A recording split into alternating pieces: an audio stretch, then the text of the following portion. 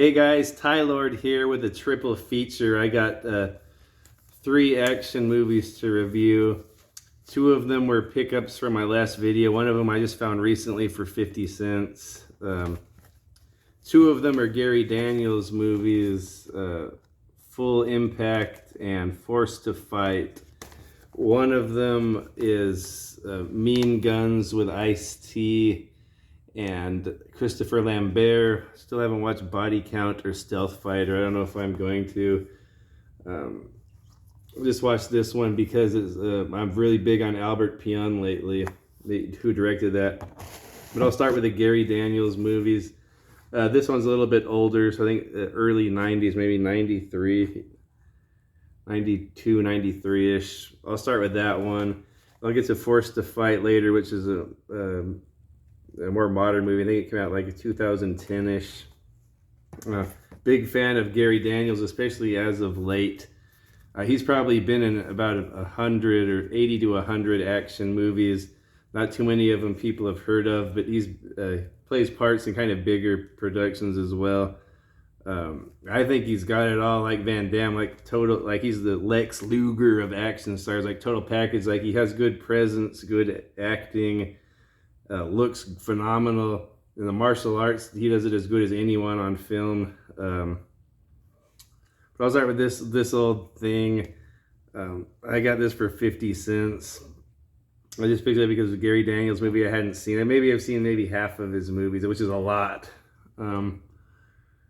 This is called Full Impact and it hit on the cover. It's deceptive. It's like late 90s or 2000s Gary Daniels with his short hair. In this one, it's like early 90s. The movie stars Gary Daniels, but it's early 90s where he has the long hair. He looks like Ken from Street Fighter. Like this guy would have been perfect to play Ken in a Street Fighter movie back then. He's got like the physique and the look perfect for Ken, but he could pull off a lot of good looking characters. And this it says it's directed by Mark Messenger and story by David Huey. But I think this crappy case got it wrong. I looked on Internet Movie Database and it says the opposite. It says it's directed by David Huey and story by Mark Messenger. But who cares? But I just thought it was interesting. Either Internet Movie Database messed up or this crappy case. But I see it also has another typo. It says, not that anyone cares, David Huey, story by, and then it says executive producer David Huey, but it's spelt differently without the Y at the end. So this is probably just a really bad print, cheap. As I said, it's not even Gary Daniels from the movie. It's like a newer picture of him. And it says it's this crappy case. You pretty much have to destroy it to open it. It's just a little tiny sleeve with a really crappy printed CD. But gotta have it in my Gary Daniels martial art movie collection. Yeah, Full Impact. He's a lethal weapon. Special features, digitally remastered Dolby Digital, full screen presentation, interactive menu, scene selection. Those aren't special features. Anyway, but talking crap about the case, I actually did enjoy the movie. I know I'm easy to please with these type of movies, but I did highly enjoy this.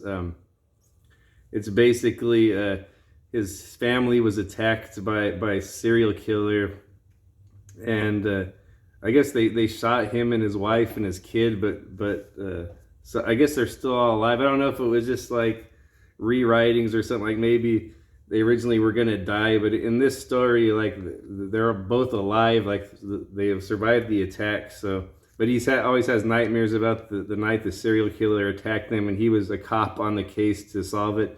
But then it traumatized him so much he got off the force and became a bounty hunter. And didn't talk to his wife anymore. Like they sort of separated, and he's just kind of down in the dumps. Bounty hunter. It has a funny scene at the beginning where he's trying to bring a little kid back to his parents, but that little kid's like working for a crime boss, and the little kid doesn't want to go with him. Like, he goes and he's doing all of his karate moves to the crime boss, and the little kid's all, come on guys, get him. Like, he wants the crime bosses to beat him up. So, I'm taking you back to your parents, so I got paid a lot. I thought it was going to revolve around that little kid, the story, but that was just like a beginning scene.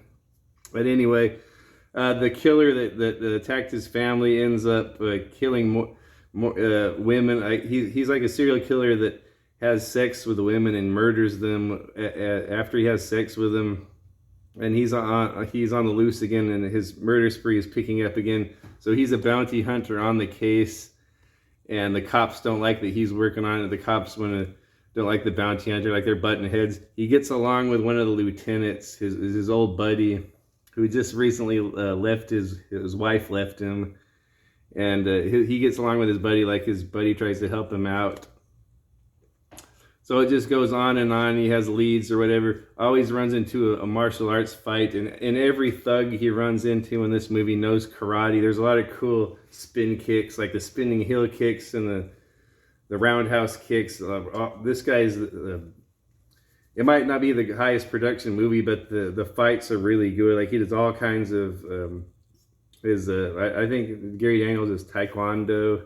I know he's all kinds of different styles. He throws a lot of judo throws and aikido stuff in there. Really cool fights.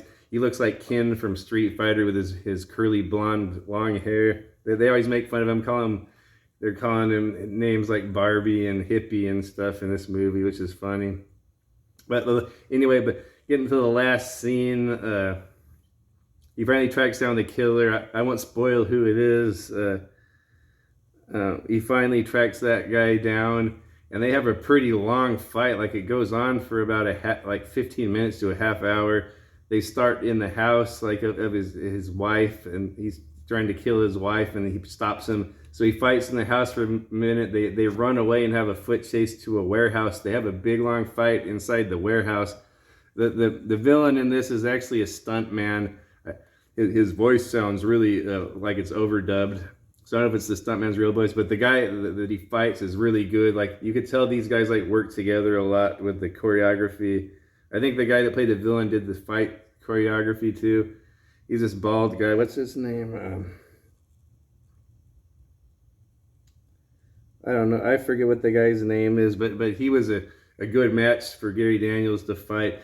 So they fight in a warehouse, and then they end up, you think it comes to a conclusion there, but then he runs away out to the street again, and Gary Daniels gets in a car and is chasing him on the car and running into him, and he's up on top of the car racing around, and the car crashes and blows up. But then they're still fighting, and then they go to another facility, and the fight goes on longer and longer.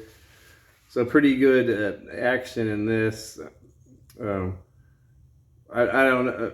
I'm sure there are Gary Daniels fans out there that would like this. I know I did. It's the first viewing of that movie for me. Another first viewing is a newer movie. I'll get on to the next one of the triple feature of action movie reviews. This one I really highly enjoyed. I even recommended it to a friend at work, and he watched it and really enjoyed it. This is a quality movie. It's not like some of the schlock that I like. This is a pretty high quality movie. Gary Daniels, I think it's from the late 2000s. Forced to Fight. It's got Gary Daniels and Peter Weller, the RoboCop himself, is in here. Buckaroo Banzai. And this is a really cool movie, really high budget.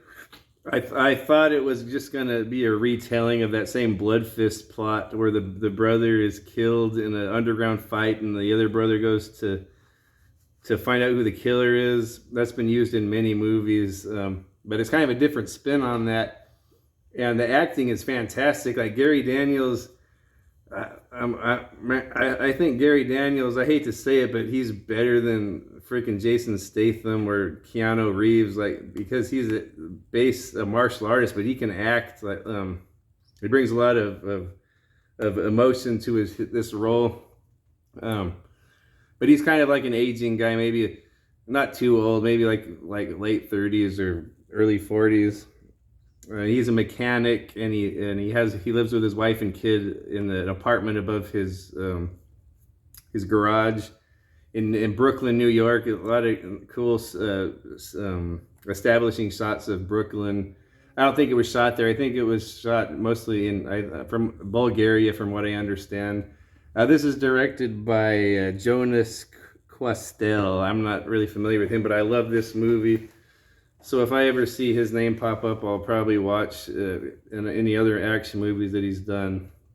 Anyway, so Gary Daniels, he's an ex-fighter, of course. He was an ex-underground fighter that used to fight for this crime boss played by Peter Weller, and he's like a real scumbag. Anyway, so his young brother's Gary Daniels' young brother, and I don't know what the actor's name is, but he did a good job. He played his little brother as a troublemaker, like a young man. He's a fighter for Peter Weller. Peter Weller tells him to throw the fight, and he doesn't want to do it. Like, he gets pissed off and wins anyway. So then he steals the money and leaves, or he takes the money and leaves. And then Peter Weller's thugs track him down and cripple him and put him in the hospital. And then Peter Weller, the guy, they get his money, but I think he spent some of it. So he's down. He still owes them like $30,000 or something. So they go. Peter Weller and his thugs go to Gary Daniels and tell him, "Hey, you got to get your brother's money back. Come back and fight for me. You can make a lot of money and repay your brother's debt. Well, I'll make it really hard on you. Like, I know where your family lives. Like Peter Weller's a real scumbag, but Gary Daniels doesn't want to, but he has to go back and fight the underground fight scene. And Peter Willis has this scam set up where he bets on all the fights, like on the internet and with other people he's making bank on this stuff. So he wants Gary Daniels back because he was like the best fighter he ever had. He's kind of older now, and he goes back to train with Peter Weller's other fighters, and he gets his butt handed to him because like they've gone into like grappling. It was sort of like how when UFC first started, like a lot of guys didn't know grappling, so they would get taken down and didn't know what to do. Because he was a Muay Thai fighter, so he didn't. So it was all new to him. It was kind of frustrating to him, and it kind of made him want to not just do this to help out his brother, but to be able to take on these younger guys that know grappling. Meanwhile, his brother's injured, laid up, living with his wife and kid. And he's a real troublemaker, but he's trying to be straight and not cause any problems anymore for his brother. He already brought a lot of problems on his brother here. So he's staying, and that actor too, he goes through a nice little character change too. Like, he starts off all selfish about himself, and he kind of becomes like the voice of reasoning later on. And Gary Daniels just gets crazier and crazier and more desperate.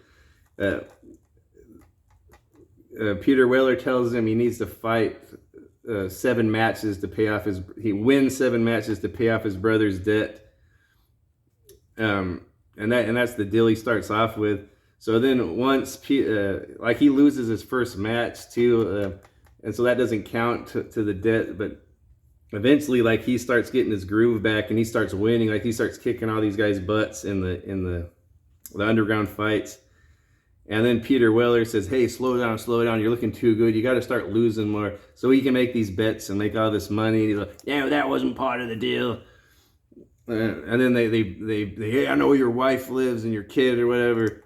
And his thugs are always watching his wife and kids. So this guy's like going through heck, and then he's taking it out on his family. Like he's like was a nice, loving, nice man to his wife and kids before, but he's so stressed out over all this, trying to make the money.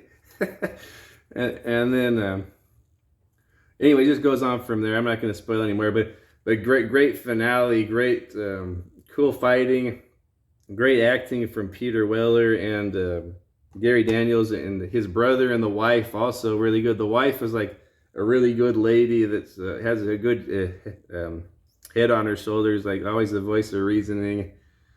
Yeah, I really like this movie. He has a good relationship with his son, but his relationship with his little son starts kind of snapping at his son. And then as far as at the end, like everything, I don't want to give it away. Cool martial art movie, modern. if you like stuff like Lionheart or maybe even Hard Times with Bronson, like this is really good.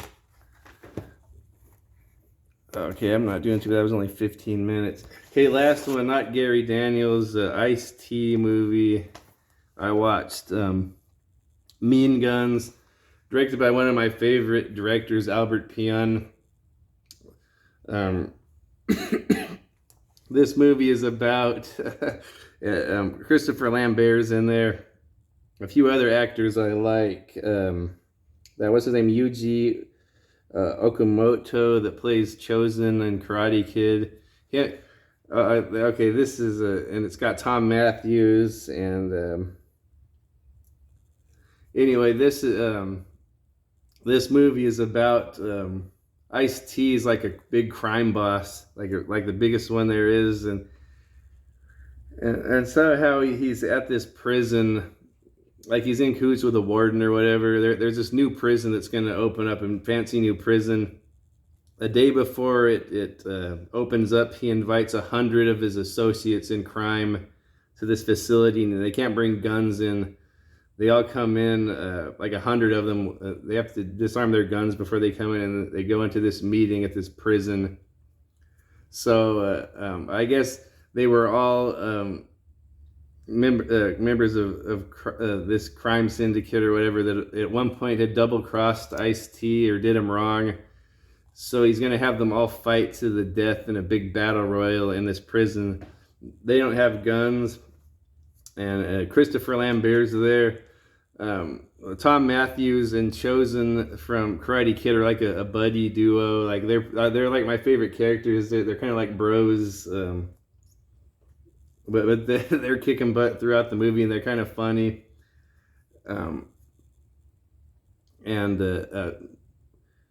Christopher Lambert is really crazy in this, and he has like his little daughter parked out in the car. He's some kind of like psychopath killer, Christopher Lambert. You get to see him fight with a baseball bat, sort of reminiscent to Highlander with a sword, but he has a baseball bat. Anyway, so Ice-T says, y'all got 6 hours to kill each other. The last 3 get to split.